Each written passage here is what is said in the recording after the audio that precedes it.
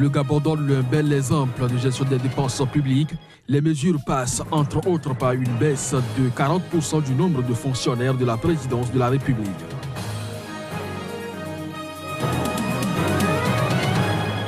Poursuite ce lundi à Nouakchott du sommet des dirigeants africains, une rencontre qui se déroule dans une ambiance assombrie par une multiplication d'attaques djihadistes dans les pays du Sahel.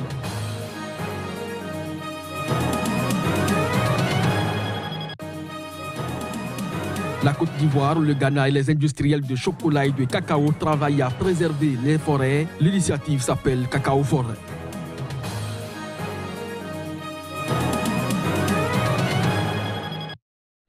Bonjour à chacun, bonjour à tous et bienvenue dans cette session d'information sur SICA. Poursuite ce lundi à Nouakchott du sommet des dirigeants africains, une rencontre qui se déroule dans une ambiance assombrée par une multiplication d'attaques djihadistes dans la plupart des pays du Sahel. Reportage.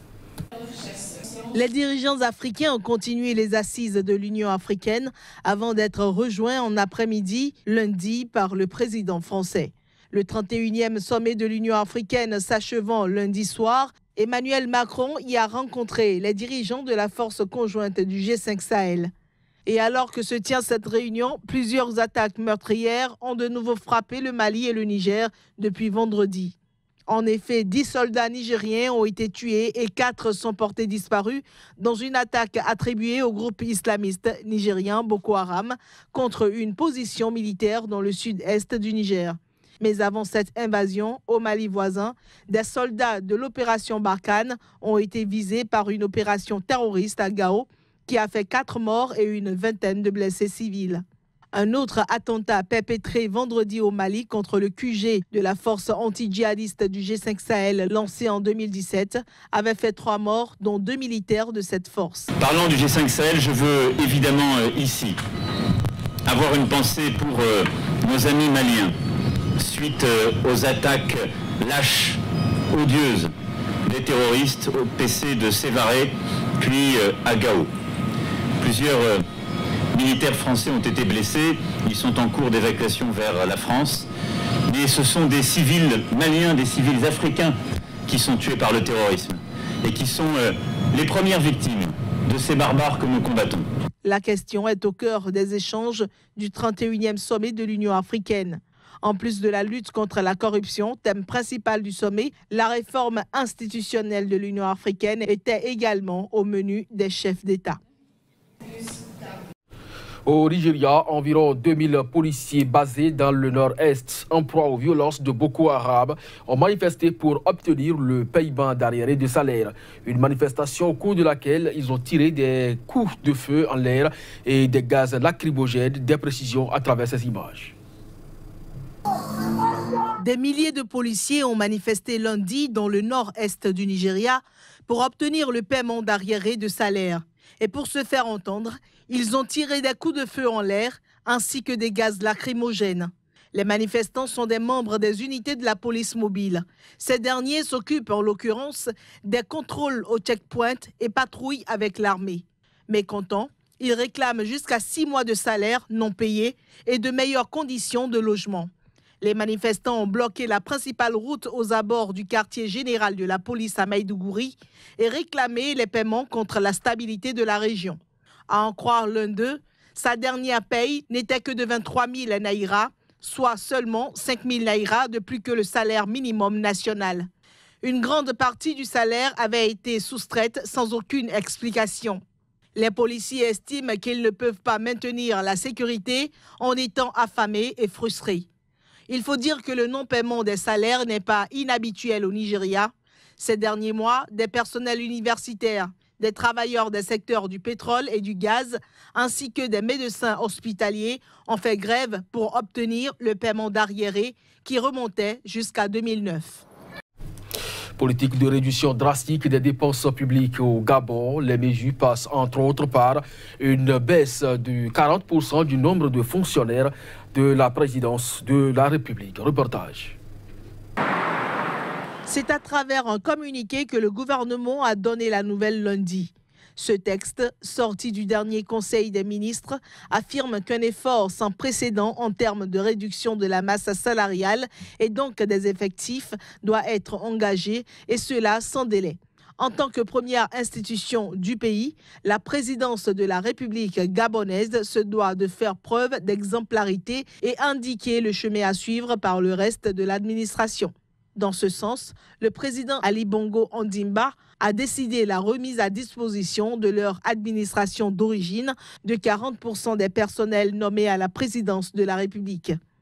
Aussi, les mesures prévoient-elles une diminution des membres des cabinets ministériels, l'interdiction de voyager en classe affaires pour les hauts fonctionnaires en dehors des membres du gouvernement et assimilés, et l'interdiction d'acquérir des véhicules de plus de 30 millions de francs CFA dans toute l'administration et autres services publics. Il s'agit là de mesures symboliques s'ajoutant à des décisions qui, à partir de fin juillet, toucheront les fonctionnaires les mieux payés, avec une importante réduction des salaires. Moins de 5% pour ceux compris entre 650 000 et 1 500 000 francs CFA et moins de 15% pour ceux qui dépassent 2 millions. Mais l'organisation dynamique unitaire, qui regroupe plusieurs syndicats, a dénoncé ces annonces, affirmant que les fonctionnaires ne sont pas responsables de la gabégie ayant conduit le Gabon dans une impasse financière insurmontable. Toujours au Gabon, le pays est considéré comme une plateforme de trafic d'enfants. Des centaines d'enfants achetés en Afrique de l'Ouest y arrivent chaque année. Mais le pays peine à lutter contre les réseaux de trafiquants malgré quelques mesures initiées pour y donc mettre fin. Reportage. Dans ce centre d'accueil, aux abords de Libreville, la capitale gabonaise, beaucoup d'enfants cachent un lourd passé. Les jeunes étrangers logés ici ont été victimes de la traite humaine, comme Adama, qui raconte son trajet depuis le Togo. Je suis venu au Nigeria pour venir au Gabon. J'ai fait 3 mois là-bas. Après, j'ai rentré dans un pirogue, venu au Gabon, chez ma tante. Comme Adama, la jeune Sénami, 13 ans, est arrivée elle aussi en pirogue. Elle a vu mourir 6 personnes pendant le trajet. Au Gabon, elle a été vendeuse de rue et aide à domicile, dans une famille où elle a subi de multiples maltraitances, en plus du travail forcé. Je lui lave les habits, je lui fais tout, je ne vais plus partir. Ne me paye pas, ne me fait rien. La fête ne me paye rien, je ne vais plus partir. Mais quand je vends, sans fin manquer, l'argent manqué, c'est ça qui me frappe. Il me tape avec le babouche, avec le bois. Comme Adama et Sénami, des centaines d'enfants débarquent clandestinement sur les côtes équatoriales du Gabon, pays relativement riche d'Afrique centrale. Lorsque la police parvient à les arracher des mains de leurs trafiquants, ils sont amenés au centre de transit avant d'être renvoyés dans leur pays, sans vraie garantie qu'ils ne retombent dans les réseaux de traite. Il s'agit d'un trafic de la criminalité transnationale organisée. Donc c'est tout un réseau qui part de l'Afrique de l'Ouest, l'Afrique du Centre. Donc ce n'est pas toujours évident de suivre les trafiquants. Et les enfants partent de pays en pays, transitent quelque part dans un autre pays que je ne vais pas citer avant d'arriver au Gabon. Aide à domicile, marchands de rue, ces enfants sont aussi la proie de réseaux de prostitution, même si ce phénomène aurait baissé à Libreville ces dernières années, selon la police. Une baisse fragile à cause de la récente ouverture des frontières en Afrique centrale, le manque de moyens ou encore les pressions financières exercées par les trafiquants sur les juges. L'initiative Cacao Forêt réunit les principaux pays producteurs de cacao, notamment la Côte d'Ivoire et le Ghana, et également les industriels de chocolat et de cacao. Ces acteurs ont signé une déclaration d'intention qui les engage à travailler ensemble afin de mettre fin à la déforestation, à la dégradation des forêts. Décembre 2018, c'est la date fixée pour la mise en place du fonds qui va soutenir cette initiative de Cacao Forêt en Côte d'Ivoire. Reportage Chris Paten-Assebian sur la voix de Claire Stéphane Sacramento. La Côte d'Ivoire dispose depuis le 17 mai d'une nouvelle politique forestière. Il y a près de 60 ans, le pays disposait de 16 millions d'hectares de forêt. Mais aujourd'hui, le pays n'en dispose plus que 3,4 millions. Parmi les causes de la déforestation, la production cacaoyère qui pourtant sous-tend l'économie du pays. Au cours d'une réunion tenue à Abidjan, le gouvernement ivoirien a présenté les résultats des travaux menés au cours des derniers 6 mois par des groupes de travail dans le cadre de l'initiative Cacao et Forêt. Cette politique a été évaluée sur une période de 10 ans à un montant de 616 milliards de francs CFA. L'initiative Cacao Forêt, pour laquelle nous sommes réunis aujourd'hui, a déjà travaillé sur la question du financement, donc partiel, de notre politique par rapport à l'implication du cacao dans la destruction de nos forêts. Vous savez très bien que nombreuses de nos forêts classées ont été investies par des planteurs, notamment pour la culture du cacao, et que cela a provoqué d'énormes destructions. Et c'est pour cela que cette initiative qui implique donc tous les acteurs de la filière cacao, les chocolatiers, ont décidé avec nous d'être ensemble, d'être partenaires pour préserver nos forêts et faire en sorte que le cacao ne détruise plus la forêt. Signé en novembre 2017 à Bonn, en Allemagne, à l'occasion de la COP23, l'initiative Cacao et Forêt est un engagement actif entre les principaux producteurs de cacao, notamment le Ghana, la Côte d'Ivoire et les entreprises. Elle vise à concrétiser la contribution de la filière cacao à la préservation des forêts et à jouer un rôle prépondérant dans l'économie de ces pays. Il a été noté la volonté des partenaires publics et privés de soutenir les efforts de la Côte d'Ivoire dans son objectif d'atteindre 20% de son couvert forestier à l'horizon 2030. Brésil, Mexique, Belgique, également Japon. Mesdames et messieurs, nous vous l'avions annoncé, c'est l'instant sport et on retrouve Johannes Toano pour le point.